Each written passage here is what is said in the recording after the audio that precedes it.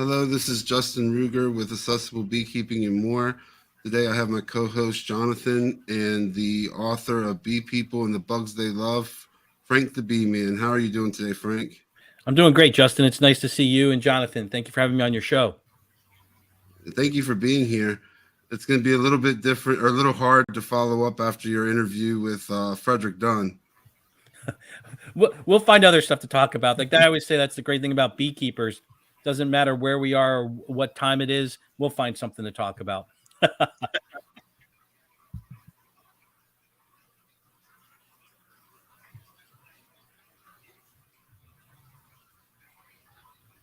Um, so the first thing I wanted to ask is, what was your motivation for writing this book?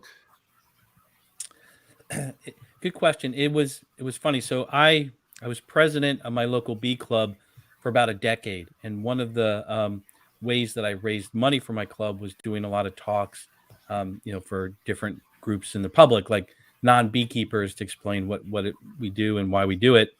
And with every talk, I would get better in how I would explain things so people could understand what beekeepers look for and all those kind of things. After about literally 125 talks, I'm like, man, how many times can I say it? But I had kind of like polished how to give the explanations. So then I just started writing it down. And then that's kind of how the book came together. You got a copy of my book, which I appreciate, and I went through the self published process. Did you do self published or did you go through a publisher? I went through a publisher. So it's like I'm in North Jersey. And then so I'm somewhat familiar with the publishing industry, which is in New York. And so I went that route first. And yeah, and your book's great. And I hope everybody that watches your show has a copy, and will also pick up the future ones. And I love your illustrations. That what really is what inspired me to get it. Thank you. I appreciate that. So, what was the process of publishing through a publisher for anybody out there who wants to know? And of course, myself, since I've only researched through Google and that's all I know. So the main thing, or the first thing that you have to do, is you have to find an agent, and then a literary agent will then pitch your project to the different publishing houses. And so to get an agent, I had to write what's called a query letter to kind of explain. So think about this, like in literally one page. You can't be longer than one printed page. You have to say everything about your book, about you, and why it should be published. So how do you boil it down to that? And then you also have to put together a book proposal. And so it like to write the query letter, took me probably about a month. And then I just had to do my research and target agents that specialized in nonfiction, and then also that seemed like somebody I wanted to work with. That sounds exciting.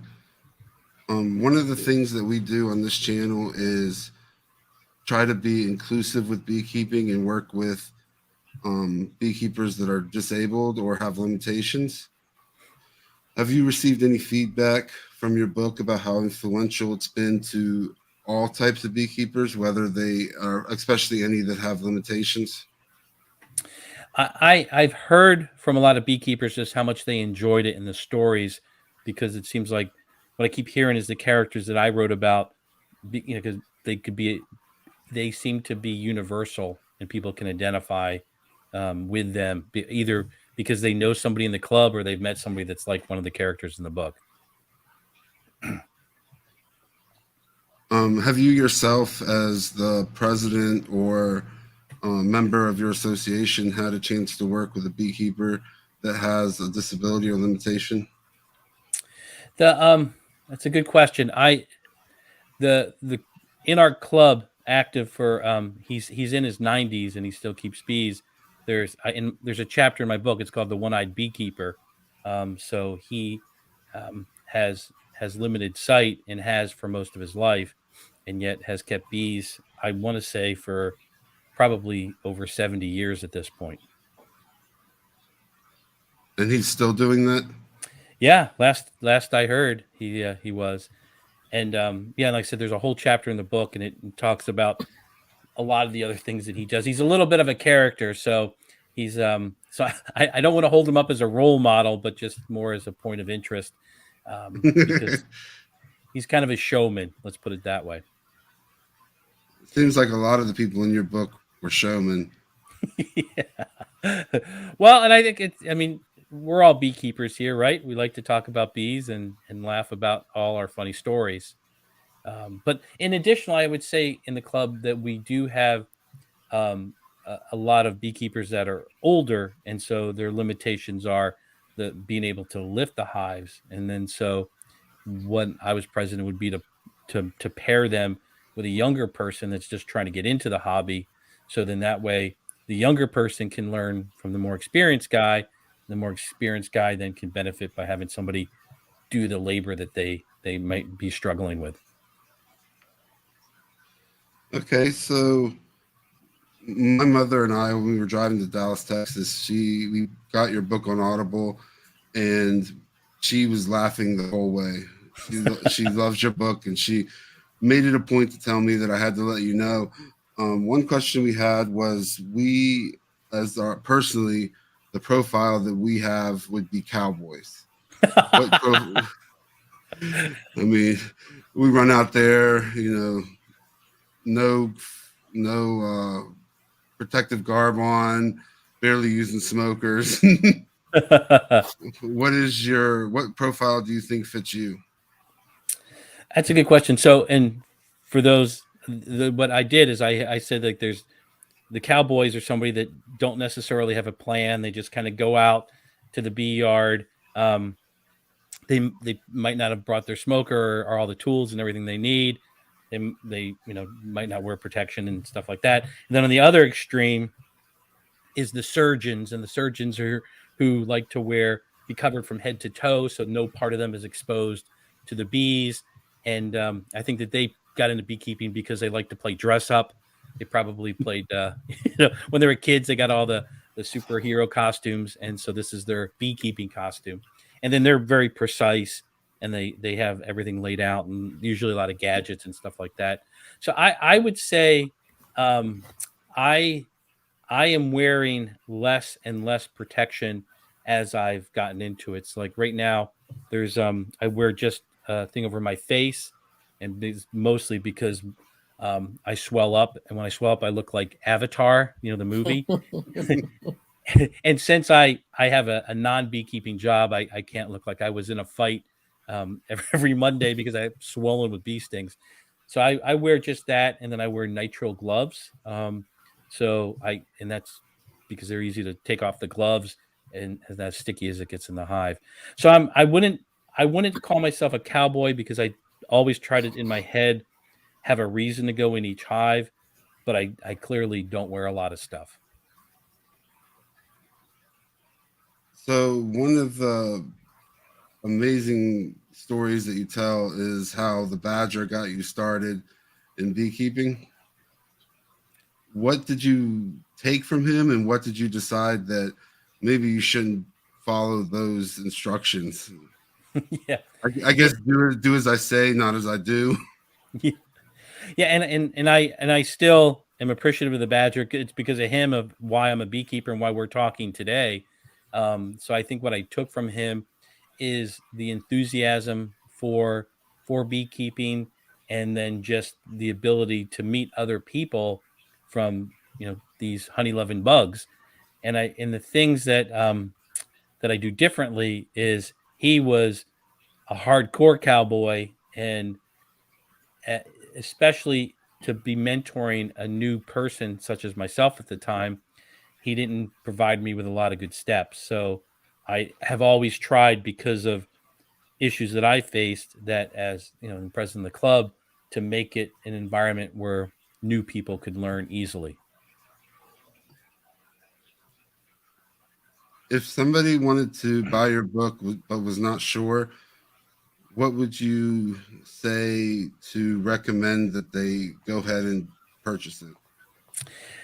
Well, I would say that what I tried to do with my book is I tried to tell funny stories, so it's in what I've done is like it's a good place to learn about beekeeping because I kind of hide all the science and the facts in some funny stories.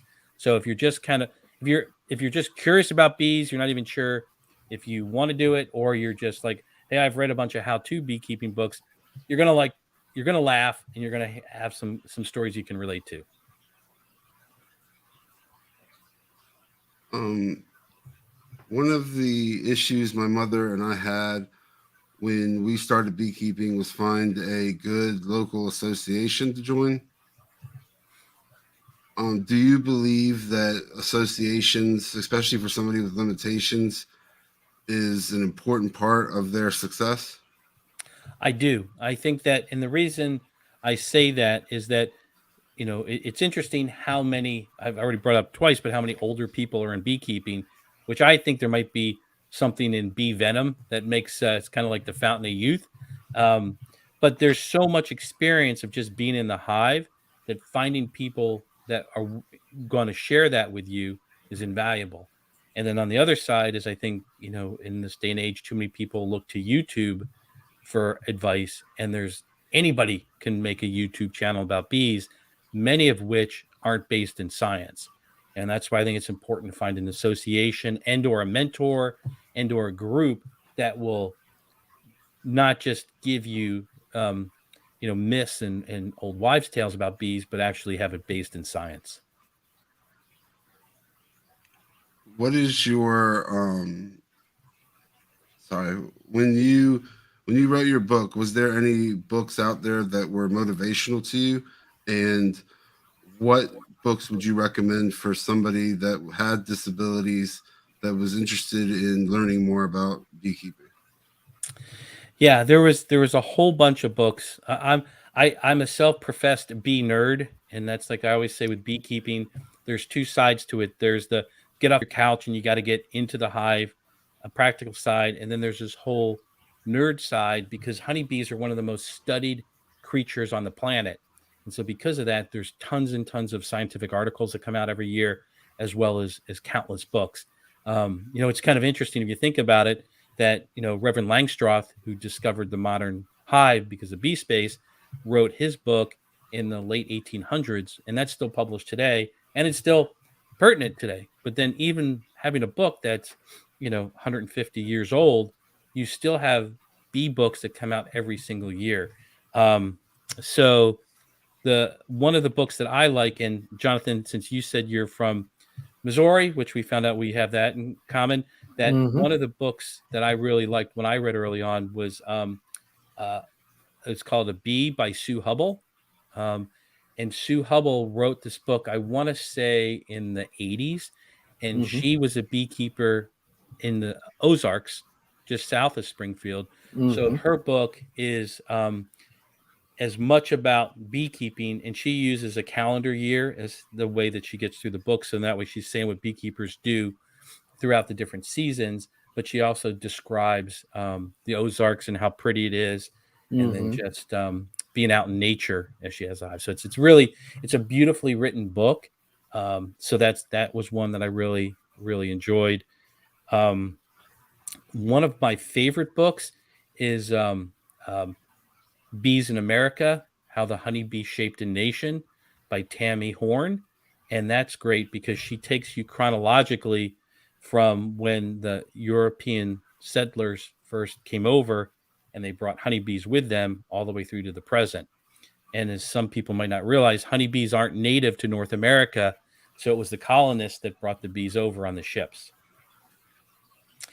And that book's great because it shows you when different inventions and in just things were discovered here in the U.S. That have now are still impacting modern beekeeping. Yes, it was very. Those are some of those books I have not read. Some that are definitely ones that I need to read. So this is a hard interview to follow up, especially since Frederick Dunn got to you first. But my mother and I watched your interview, and you talked about education for younger children. One of the things that I do since I have a children's book is go and talk to homeschool co-ops, Girl Scout troops, and schools about honeybees. You give a lot of talks to kids as well, right? Yes, yeah, and that's one of the things I love about your book is that to me, a child is not naturally afraid of bees or anything in nature. And so if a kid develops a fear, it's because of what the grown-ups around them are saying. And your book is so accessible and makes it an exciting journey to take Henry into the hive. And I think that that's going to do wonders to get kids to get that spark. So then they get excited about it, and then we have future beekeepers. So Yeah, I'm excited about the reviews that we've gotten so far, and the next two books come out Mother's Day, teaching about beekeeping, and they kind of follow the same lesson from honey. But one question I had was, if someone out there wants to go teach children, they're obviously different than giving a talk to adults. What do you recommend they do to get on the children's level? yeah, I think it's important to make sure that you're not using beekeeper lingo because we have all, nuke, frame, super, deep, that means nothing to non-beekeeper, especially a kid. So to use words and examples that they can relate to, um, like one of the things that I always like to do um, is when I'm describing that bees do the waggle dance to give directions to food source, that wherever I am, I try to think of something that's about 3 miles away, and so as opposed to saying flowers, I'll say like it was funny that before when Toys R Us was still around, so before they went out of business, I used to say, the Toys on Us on, blah, blah, blah. And all the kids are like, yeah. I said, so imagine doing a dance to get everybody in this classroom to know how to get to that Toys R Us. And it was funny then when it went bankrupt that I was still using that as an example in the classroom, like, Toys R Us, and they're all like, it went out of business. And that's what I love about talking to kids is because there's some of the funny stuff that they say. So use different terminology Yes, and things that the kids can relate to, and and then I make sure, relatability. yes, and then a lot of show and tell. So I have an observation hive that I put 2 frames of bees inside. They can't get out, and then the kids just love that. And then I have a demo hive just empty, but just to show the different pieces, and then just being able for the kids to see it, and then sometimes touch it is good. It's funny. I used to bring pieces of wax for the kids to actually pass around until this one time it comes back to me. The kid goes, "It's flat." Smushed it. So I'm like, yeah, I'm not going to pass wax around anymore. Yeah, we learned that the hard way. We went to the Girl Scout troop, and I have finger holes all in the wax. Oh yeah, Hmm. but there's some good uh, photos that are the size of frames, so you can pop them into the wood frames to show. And it's actually they're photos taken by a French photographer who has done. It's a beautiful coffee table book. I'm blanking on the name, but it's all photos of bees from around the world. And actually, the publisher for that is in Missouri. Really? Yes, he wrote it in French, and then again, I apologize for Oh blank, yeah, but guy in they Gainesville. translated it. So now, Uh-huh. yeah, but so they're the publisher of that, and it's a beautiful book. And that same photographer has the bee teaching frames that I'm pretty sure Man Lake sells. Hmm. Another part from the interview, you mentioned that the book sales benefited your association. Is that correct? Then my bee talks Your bee benefit. talks. Okay. Yeah. Yeah, because so what I would do is as when my club started, it was pretty small.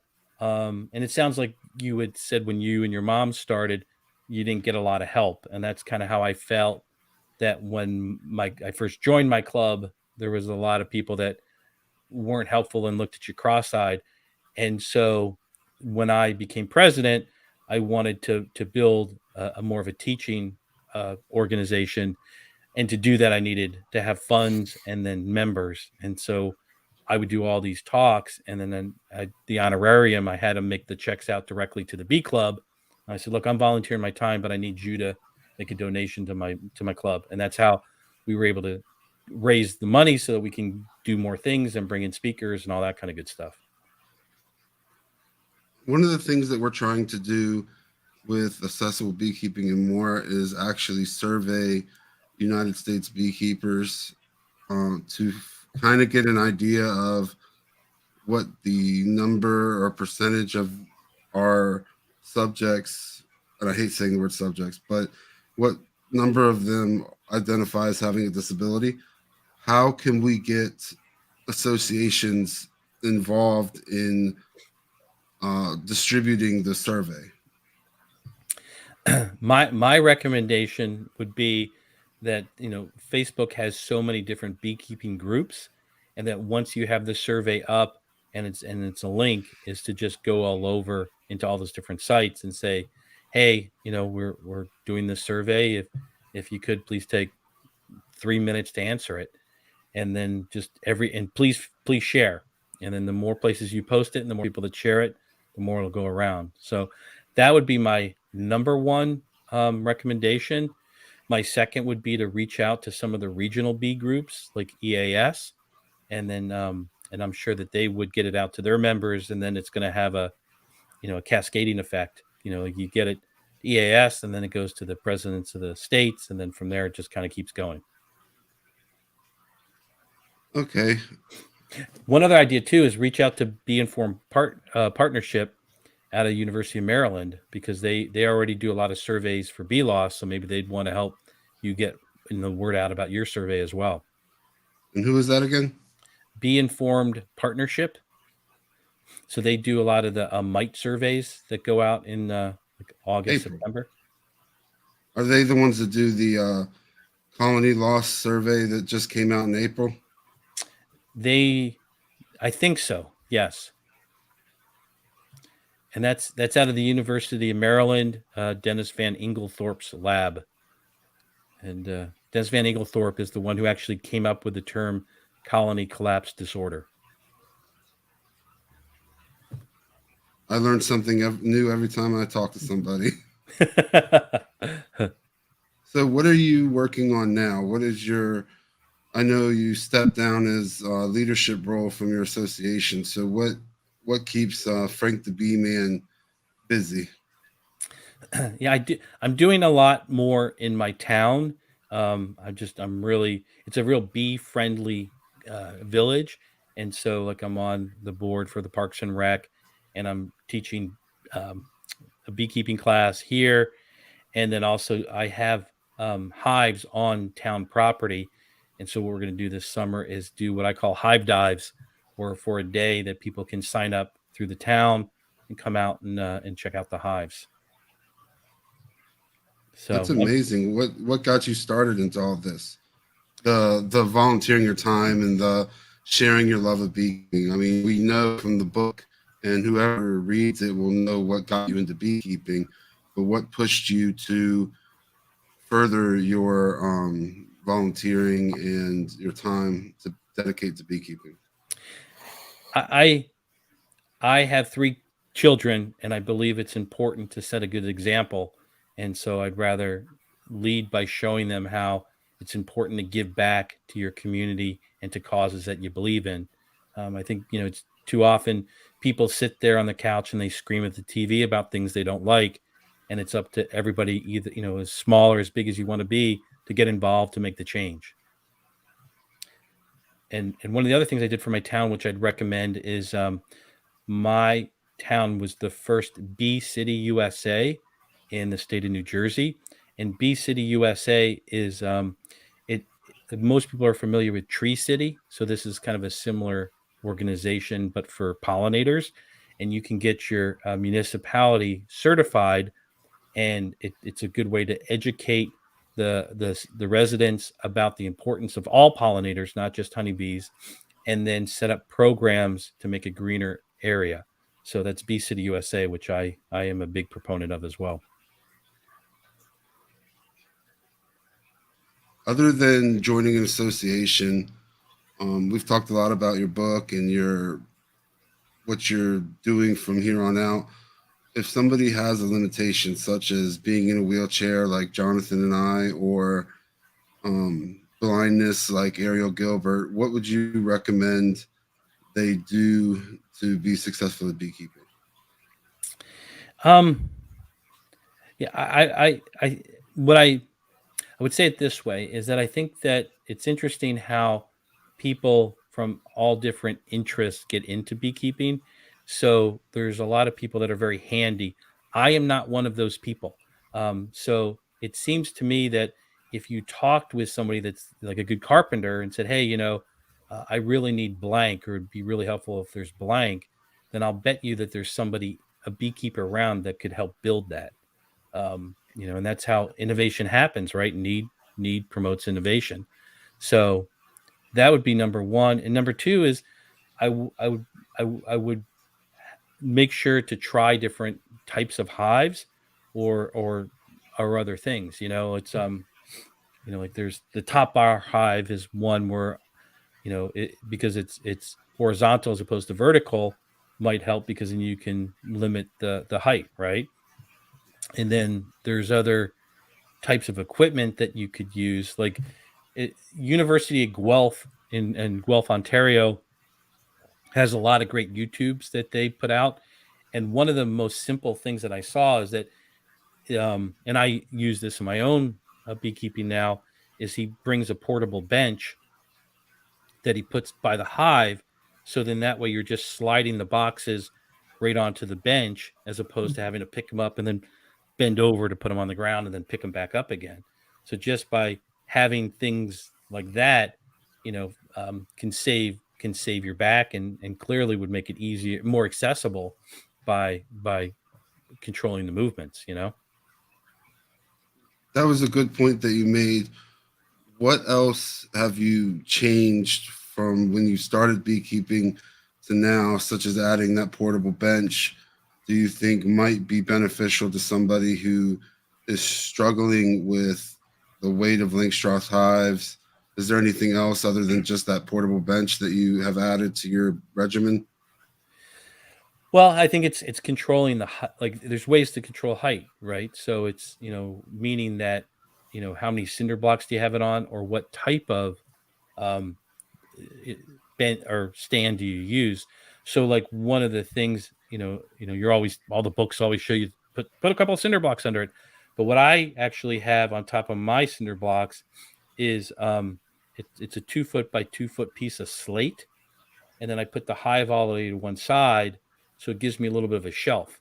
So right at my hive, I can sit my smoker or my, I use one of those frame hangers that go on the side of the hive, and just all that stuff. So if you have everything that you need or most of what you need right there, then you're not having to move to go get something to come back to the bees.